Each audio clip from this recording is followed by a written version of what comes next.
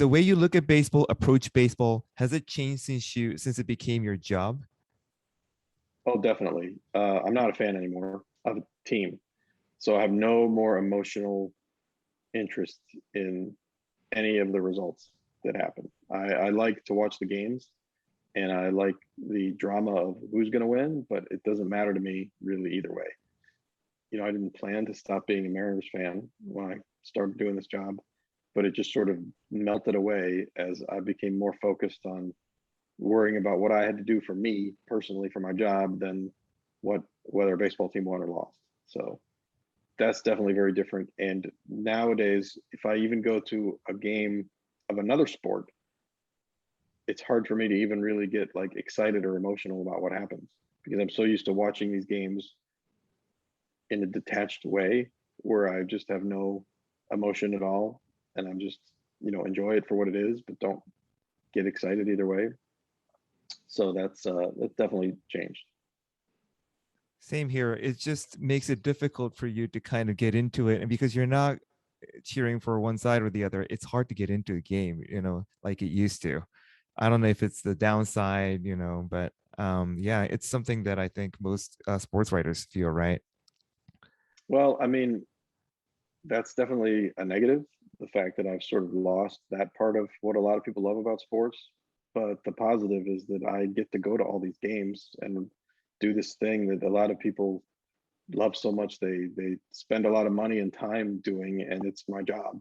So I go to, including spring training, like 150 baseball games a year, and I don't pay a penny for them. So that's the price I pay for having lost the kind of emotional excitement that a lot of other people get when they go to games. It's still the greatest job in the world, you think? I like it. I don't know what greatest job in the world, but it's the job that I like to do, and I don't really. It's hard for me to imagine doing something else. What's the least favorite part of your job? Well, I think the hardest thing is just kind of trying to come up with different things to write all the time, because you have to write a story every single day of the season. You do get days off, but every day that you're working, you have to write another story. A lot of times you feel like you've already written everything. You've already written about each guy, you've already written each story. And it's just hard you wake up and you go to the ballpark and you go, oh my God, what am I going to write about today? And that's the thing that kind of hovers over me all the time. Some people have misconception about beat writers, but even though you're covering the Angels as a beat writer, it doesn't mean you're cheering for the Angels, right? No, not at all. I get paid the same whether they win or lose. And honestly, I get paid the same whether I'm working every day in October or taking the month of October off. So when the Angels don't make the playoffs, it doesn't really bother me. I think what you want for the team that you're covering is for them to be good enough to be interesting. So people read your stories, that's what you want. I think the Angels have done that for sure. It would be nice if they did play a little better and there were, maybe more significant games down the stretch. The end of the season when the games don't matter, it's kind of like spring training again. So that's kind of a suboptimal. So you prefer that they win just enough to be in the race, but whether they win the World Series or don't make the playoffs, at the end of the day, I'm not going to get a World Series ring. I'm not going to get a World Series bonus. So it's still just my job, whatever their record is. Another misconception people have is that people think you're working for the team, but that's not the case, right? You're working for a newspaper. Right. I work for the Orange County Register, or technically the Southern California News Group, which is the group of newspapers.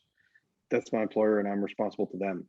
So I'm responsible to them and the readers of my stories of providing the best coverage for them that I can, regardless of whether the Angels like it or not.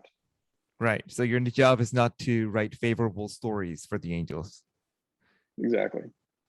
Hey, viewers, let me know what you think about Jeff's life story. And if you have any more questions, please write in the comment section below. If you have questions for Jeff about his job or how he does his job or anything related to baseball, please write in the comment section below.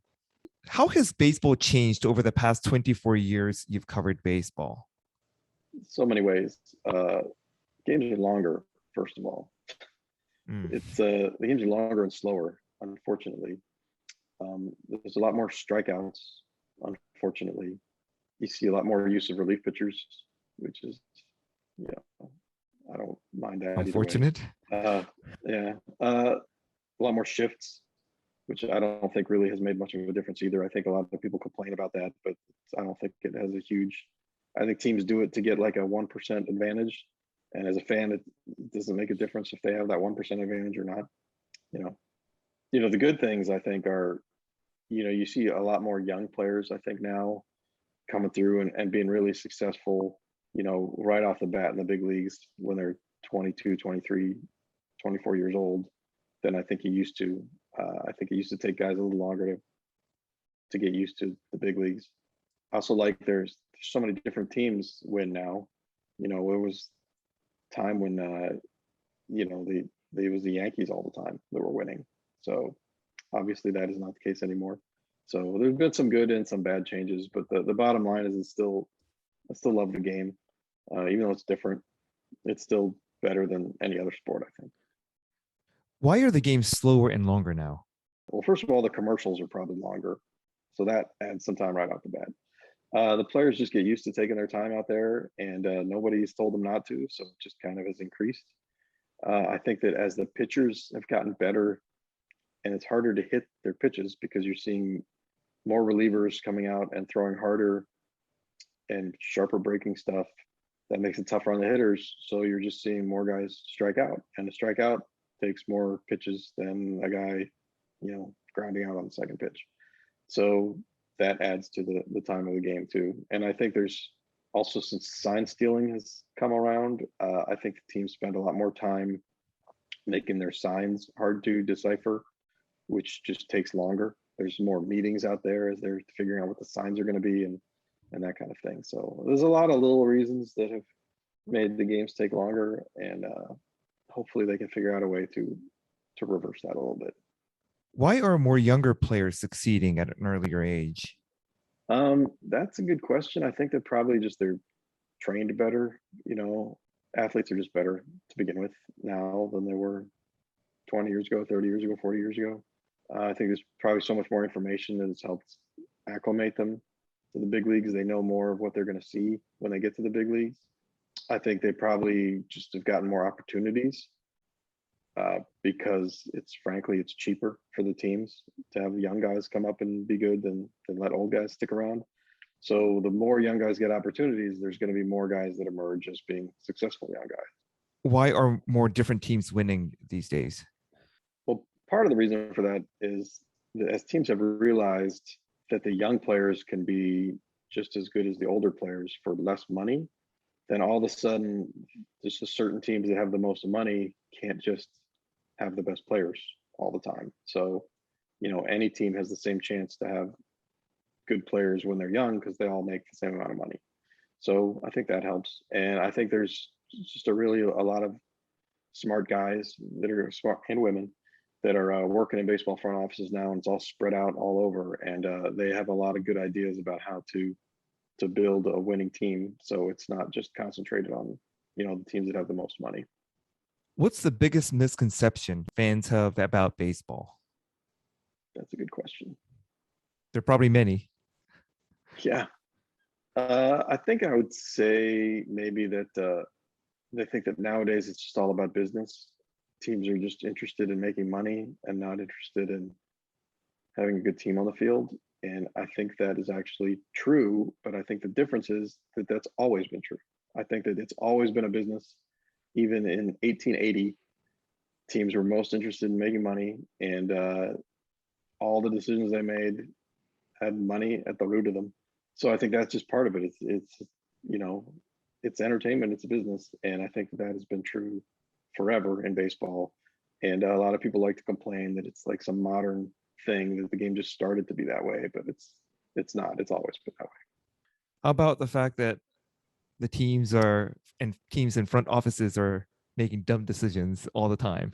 I mean, obviously, I think a lot of people think that they know better than a GM of a team.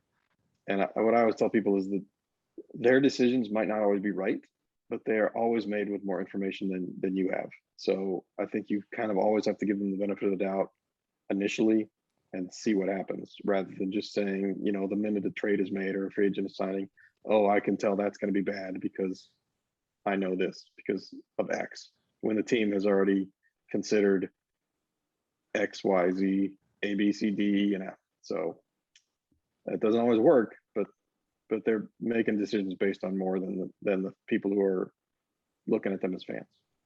Yeah, teams nowadays have professionals, you know, with PhDs in computer programming and data analytics, right? And they hire multiple of those people, and they reach that decision. So there's probably a lot to it behind that decision, Yeah. I'm guessing.